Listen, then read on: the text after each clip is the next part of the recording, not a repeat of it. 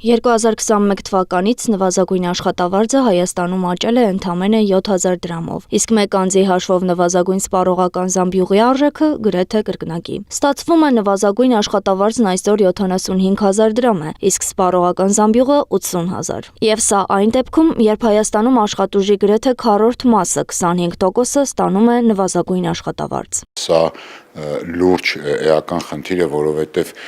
սոցիալական պետության հիմնական գործառույթը դրական պիտի լինի այն, որ առաջնահերթ ապահովի ցածր եկամուտ ունեցողների եկամուտների աճը։ Տնտեսագետները նաև հարկային անարդարություն են տեսնում։ Նվազագույն աշխատավարձ ստացողը վճարում է նույնքան հարկ, որքան միջին եւ բարձր եկամուտ ունեցողը։ Մարդիկ, այսինքն դառնում են անտարբեր աշխատանքի համար, որովհետև եթե չաշխատեն, նպաստ ստանան եւ աղքատ լինեն եւ աշխատեն, աշխատավարձ ստանան եւ աղքատ լինեն, այստեղ որևէ տրամաբանություն եւ արդարության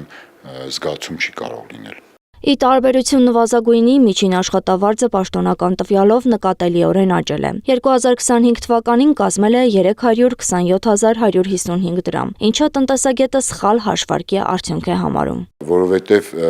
պայմանական ասենք 700,000 մարդ աշխատավարձ է ստանում, եթե այդտեղ մի 50,000-ը մեծ աշխատավարձ ունի, ասենք մի քանի միլիոն դրամանոց աշխատավարձեր, դա ազդում է միջին աշխատավարձի վրա եւ երևում է թե ասենք օրինակ պայմանական 280-300,000 դրամ է միջին աշխատավարձը, մեզ թվում է թե 700-750,000 աշխատողների մեջ կամ 800,000 աշխատողների մեջ կեսը ստանում է այդ միջին աշխատավարձը, այդպես չի։ Ստացվում է միջին աշխատավարձը բարձր է բացառապես որոշ ոլորտների հաշվին։ Մենք ունենք 13000-ավոր մարդիկ, մոտավորապես 184,000 քաղաքացի ունենք, որ դրանք անապահովության մեջ են։ Մենք ունենք էլի 10000-ավոր քաղաքացիներ, որոնք գործազուրկ են։ Մենք ունենք պարզապես ցածր վարձատրվող քաղաքացիների շերտ գյուղական շրջաներում, եւ որ նրանք զբաղված են ինքնազբաղ, գոնե իրենց ապահովելու այդ աշխատանքով, նրանց մոտ եկամուտների հետ կապված նման թվեր, որ 100,000-ավոր պարզապես գոյություն չունի։ Կամենդատյանը նույնպես պնդում է, որ միջին աշխատավարձը չի արտացոլում Հայաստանի աշխատաշուկայի իրական պատկերը։ Այն առավելապես վերաբերում է արտահանելի ճյուղերին եւ ՏՏ ոլորտին։ Ամբողջ ֆոնդը վճարված աշխատավարձերը, որոնք հստակ երևում են տաք սերվիս կայքեջում պետական եկամուտների, չէ,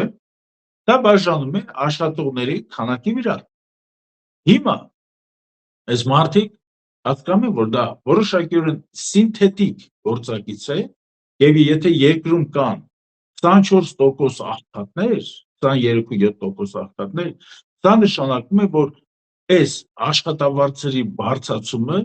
կատարում է միայն այն բնագավառներում,